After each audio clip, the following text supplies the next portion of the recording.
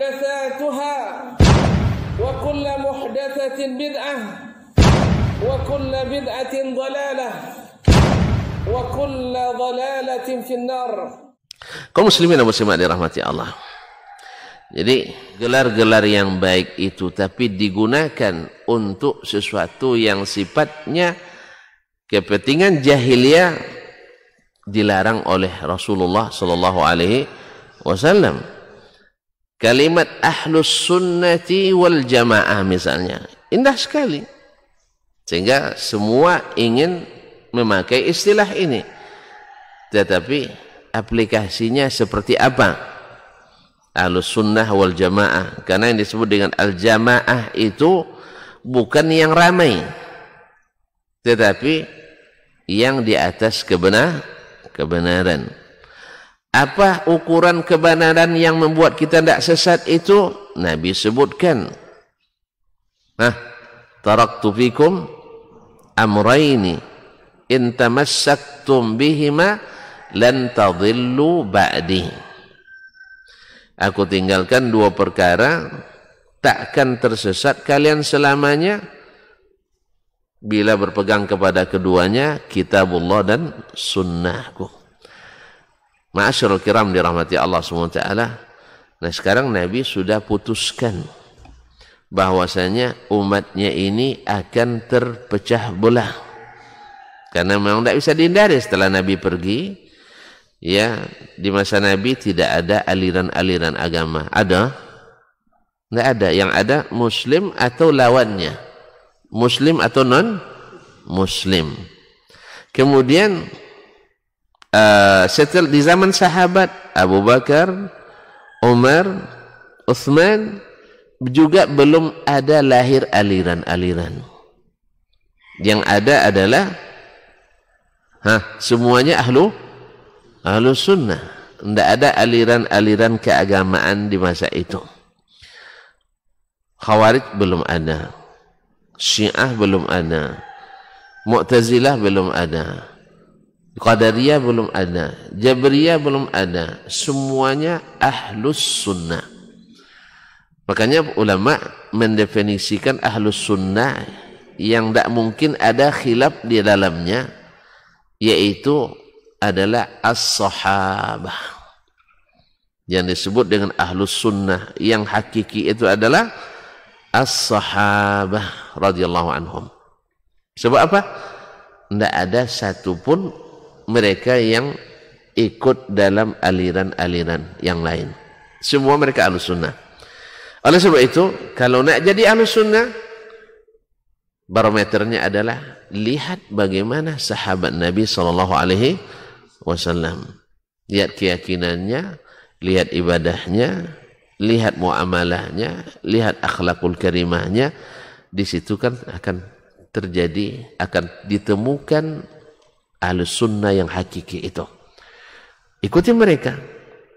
Alhamdulillah sudah jelas diriwayatkan kepada kita dalam kitab-kitab para ulama-ulama hadis bagaimana mereka salatnya, bagaimana mereka wudunya, dan mereka mengikut Rasulullah SAW. Tentu saja dengan syarat-syarat mesti riwayatnya sampai kepada kita melalui jalur yang sahih, yang sabit. Sebab hadis tidak dijamin Allah terpelihara, tapi Al-Quran dijamin. Makanya harus dipastikan kesahihannya. Kami tidak pandai, kembali kepada ulama-ulama yang Allah berikan kemampuan untuk itu. Alhamdulillah Allah kirimkan Al-Bukhari, Muslim, Abu Dawud, At-Tirmizi, An-Nasai, Ibnu Majah, Ahmad dan lain-lainnya. Ada mereka yang mensyaratkan sahih, berarti sudah selesai pembahasannya. Sahih Bukhari, Sahih Muslim, ikuti. Dan tidak paham, alhamdulillah Allah utus pula para fuqaha, para ulama, baik yang mempunyai mazhab maupun yang tidak mempunyai mazhab. Seperti yang empat, Abu Hanifah, Malik, Asy-Syafi'i dan Ahmad. Mereka itu semua boleh diikuti dengan catatan mereka bilang mereka tidak maksum.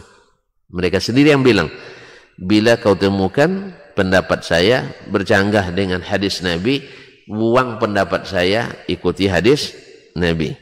Makanya mengikuti mazhab 100% tidak akan boleh dan tidak ada yang bisa.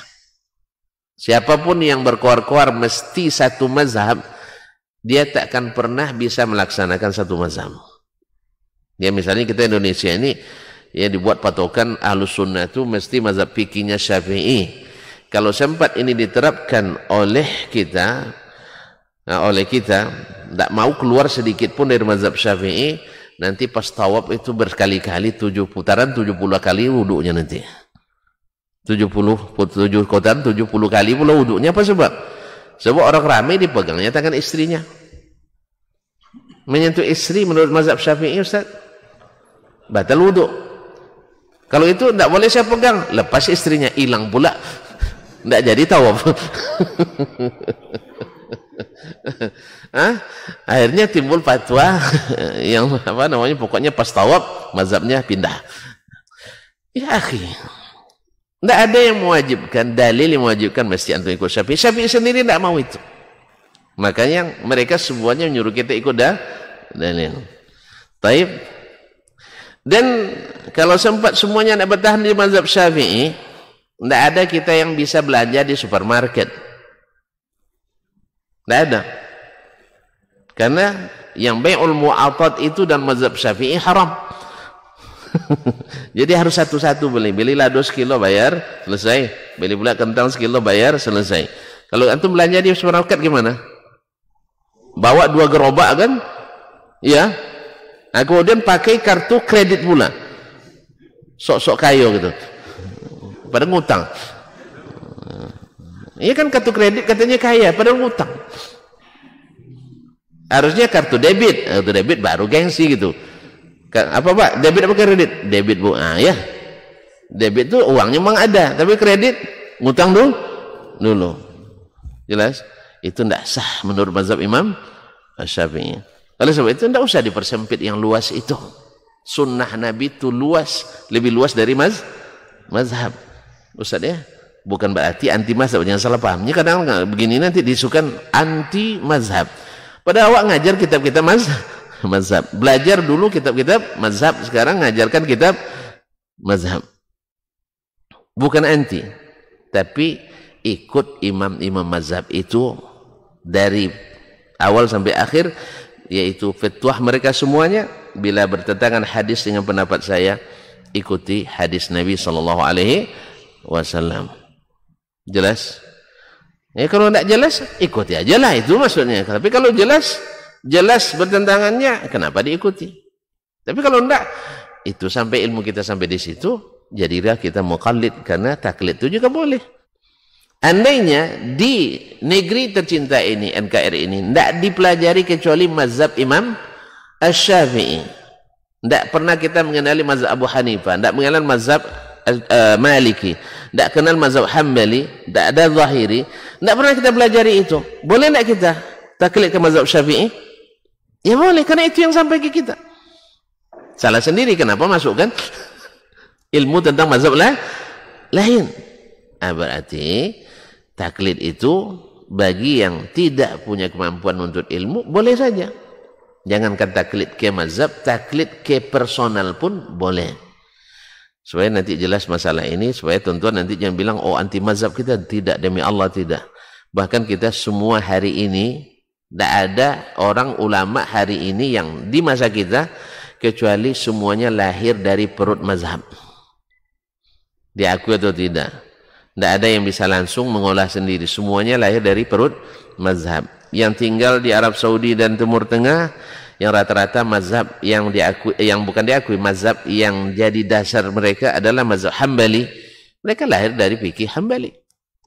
Kita yang di Nusantara, Asia Tenggara, rata-rata mazhab Syafi'i. Tanyalah manapun pondok, mesti banyak fokusnya pada mazhab Syafi'i. Kecuali belakangan ini sudah ada pondok-pondok yang bersifat tidak terikat dengan mazhab.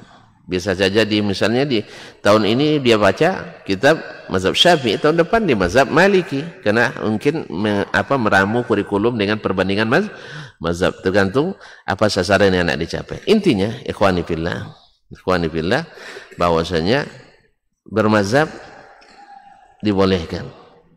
Anti mazhab tidak boleh. Tapi fanatis mazhab lebih tidak boleh. Karena apa? Seluruh imam mazhab anti dengan fanatis mazhab mereka. Seluruh imam itu, Abu Hanifah, Malik, Asy-Syafi'i. Yang ketiga, tak satu pun orang yang pro fanatis mazhab 100% bisa menjalankan mazhabnya. Abu Hanifah, mazhab Hanafi tak mampu melakukannya. Tidak bisa konsisten. Mesti akan ada ini. Oleh sebab itu, tidak usah dipersempit yang luas. Karena sunnah itu lebih luas dari mazhab. Karena tidak ada satu mazhab pun yang 100% benarnya. Ya, tidak ada satu mazhab pun yang mewakili umat Islam seluruhnya, tidak. Di sini ada kelemahan, di sini ada kelemahannya. Kecuali seluruh mazhab itu sepakat. Seperti sepakat mereka solat wajib itu 5 waktu. Itu tidak ada khilaf di antara mazhab. Ada khilafnya? Tidak ada. Bahwa puasa itu dimulai di bulan. Sekarang tidak boleh puasa. Puasa wajib. Dimulai bulan Ramadan. Tidak boleh di bulan Zulhijjah. Itu sudah ijma'. Kemudian bahwa haji itu di bulan Zulhijjah pelaksanaannya, walaupun bulan-bulan haji sudah ada sebelumnya, karena ada hikmah dan seterusnya. Ini masalahnya sepakat seluruh mazhab. Alhamdulillah, kalau sepakat kita, masya Allah, sangat setuju. Sedikit yang perselisihkannya. Kadang-kadang masalah sunat pula. Ini gara-gara masalah sunat membantah pula gitu. Itu masalah yang tidak bagus gitu. Ya, gara-gara masalah sunat. Misalnya masalah sedekat beginikah, atau beginikah, itulah. Tengoknya, kok tidak orang kita ini kan. Kaum muslimin dan muslimat. Ini akibat fanatisme buta yang menyebabkan saling memusuhi di antara kita.